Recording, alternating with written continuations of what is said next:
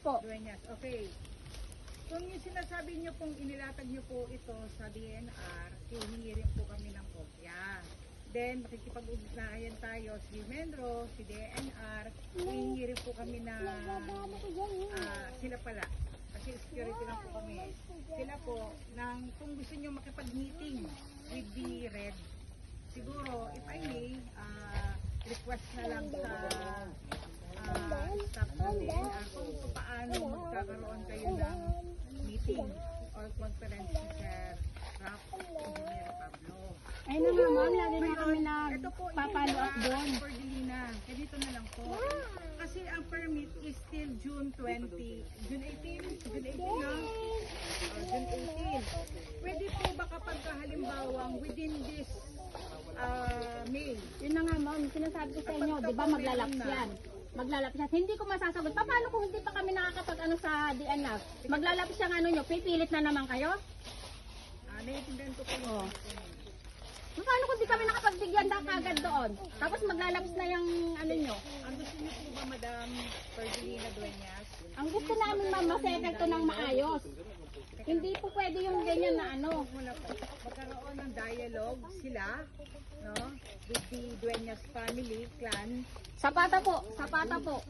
sa Tata, sa Tata, sa regional director. Kung pagka-dialogue lang, listening sa kanila, manggagaling. Ano naman sila ano naman sila yung willingness naman nila. Kaya lang, kung gusto lang nila, explain. Explain yung mga parameter. Ayun ang gusto ng sa Tata family. Tama po ba? Apo. Ayun. Siguro, pwedeng gawin within this period of months. Kasi Ano nyo na yung mga pinagpapunan na yung kakabagay mo sa ganun no, ate Marlene, ganun ang Ito sa German, sa Jerome. O anong gagawin natin? Kasi kung bebis po tayo talaga sa cutting, may cutting permit po.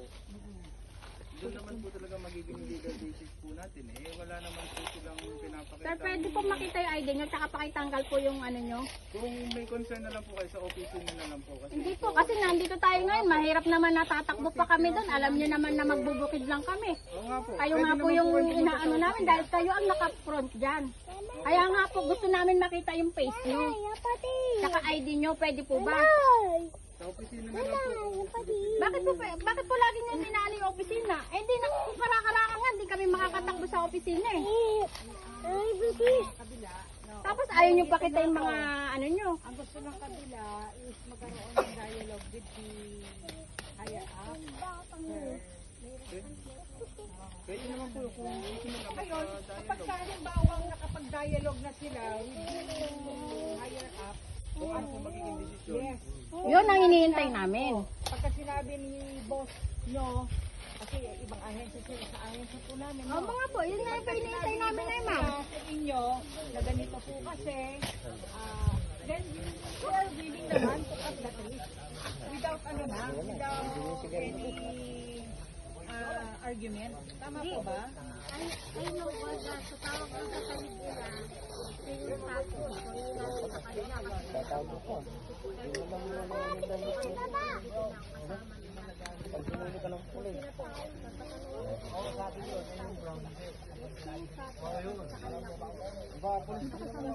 Kasama yan, sa kasi ma'am. Sa ano niya, Menro. Menro, Dinalupian. O, tingnan nyo yun, walang ID, tapos ayaw pakita yung mukha. Paano namin may reklamo doon sa Penro yan? Ayaw nila magpakita. Paano namin may di-describe na si ganito, si ganon? Tuturo. Oo na nga po, Penro. Eh, di na namin makita kung ano yung ID, kung ano yung mukha. Hindi sila nagsuka ng ID. Lagi nakatago ID nila. Oh. Yung ba, may masasabi nyo legal, ma'am? Sila po kasi natin ang government. Hindi na nga, ma'am eh. Pinag-uusapan na lang natin yung dito tayo eh. Pero Inihingi lang namin ID. sa ngayon ma'am, sa team po kasi na bumaba ngayon, ang lead agency po namin, si DNR. So kami po ay support lang po. So sila po ang lead. Hinihingi ko nga lang po yun, ma'am, mga ID nila sa DNR. Tsaka yung mukha niya, gusto kong makita yung mukha niya, ma'am. Meron ba Sinasabi niya, tiga DNR siya, gusto kong makita yung mukha niya. Paano ko siya reklamo sa Penro Senro? Kung hindi ko alam po yung ano ng mukha niya. Ayaw namang pakita. Oh. Diba? Paano ko siya mareklamo? Kayo, kung ikaw yung reklamo mo siya, madidescribe mo ba?